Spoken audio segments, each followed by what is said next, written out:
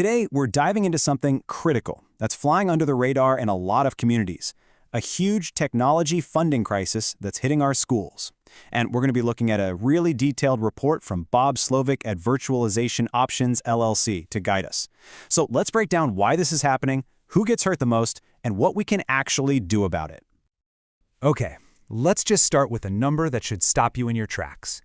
89%. That's the percentage of rural school districts that are getting hit disproportionately hard by tech budget cuts. And you know, this isn't just some abstract statistic. This is a real threat to making sure millions of students get a fair shot at a modern education.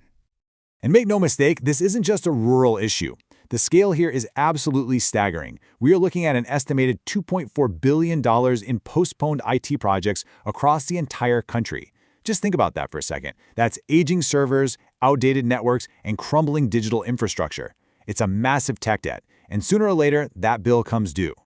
And that really gets to the core of it. This isn't just about a few school districts having a tough year here or there. No, what we're looking at is a widespread, systemic problem that's affecting the vast majority of our schools, from coast to coast. This chart really shows you the two sides of this coin. On one side, you've got a huge number of districts. We're talking more than 2/3 of them saying, hey, our budgets are seriously constrained. And then, on the other side, the money they do have is getting slashed by an average of 23%. So, right when technology is becoming absolutely essential for learning, the funding is literally being pulled out from under them. Now, you might see those cuts on a spreadsheet and think, great, we're saving money. But they come with a really steep hidden price tag. And that's what we're going to get into next, the real, on-the-ground consequences of these decisions. You know, when you stop investing in your tech, the fallout is pretty predictable, and it is pretty severe. First up, security. Outdated systems are basically an open invitation for hackers and costly data breaches. Second, staff productivity just tanks. Teachers and admins end up wasting so much time fighting with slow, glitchy, unreliable tech. But here's the most important part. It hits the students hard. It creates and widens the achievement gap between the kids who have access to modern digital tools and the kids who don't. But it's not all doom and gloom. There is a way forward. Take this quote from Superintendent Sarah Johnson. This isn't just some feel-good story. It's proof that a different approach works. By changing their strategy, her district didn't just cut costs. They actually gave their rural students the same exact digital opportunities as kids in big cities. It shows this problem is absolutely solvable. And that success story right there points directly to the core solution in the report. It's not just about trying to find more money to keep doing things the old way. It's about fundamentally rethinking the entire way schools approach technology in the first place.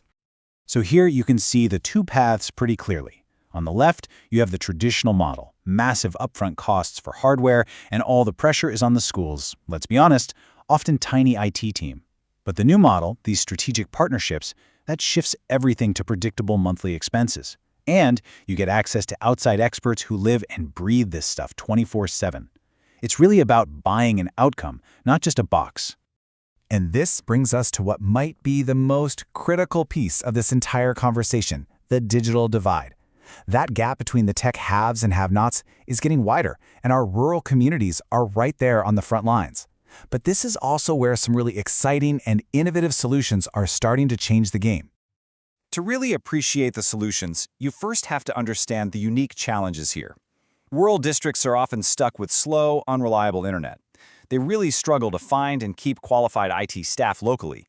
And because they're smaller, they just can't get the same kind of bulk discounts on hardware that big urban districts can. It's like a triple threat. So how do you fix a bad internet connection in the middle of nowhere? Well, one of the big game changers is low Earth orbit satellites, or LEO satellites. See, by flying thousands of miles closer to Earth than the old satellites, they dramatically cut down on that annoying signal delay, the latency. And for the first time ever, this is making high-speed, reliable internet a genuine reality for even the most remote schools. Okay, but what if your internet connection, even a good one, is just a little shaky sometimes? That's where another incredible tool comes into play, edge computing. The idea is actually pretty simple. Instead of sending every bit of data to some far-off cloud server, you bring a small, powerful server right into the school.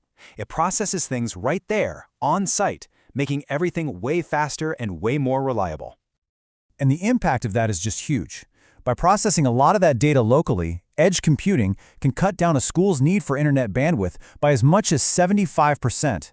For the school, that means lower costs and much better performance on the connection they already have. And check this out, it gets even better. This can improve service uptime by up to 90%. What that means is, even if the main internet connection goes down completely, the local apps and tools inside the school keep on working. Learning doesn't have to grind to a halt. All right, so we've looked at the crisis, we've seen the hidden costs, and we've explored some of these really innovative solutions. So what does this all mean? What's the actual path forward for a school district and its community? The report lays out a super clear 5-step roadmap, and it just makes sense. First, you have to evaluate and get an honest look at where you really are. Then you negotiate smarter contracts that are built for the future. Step 3 is crucial. You cooperate with other districts to boost your buying power. Then and only then do you invest in the right tech for your specific needs, all while building a plan to constantly improve. It's a smart, sustainable cycle. And really, this is what it all boils down to. The technology to level the playing field for every single student, no matter their zip code, it exists right now. The challenge isn't technical anymore. It's about strategy, it's about willpower, and it's about investment. So the question we all need to ask is, how do we make sure these amazing tools of the future are used to close the divides in our society and not make them even wider?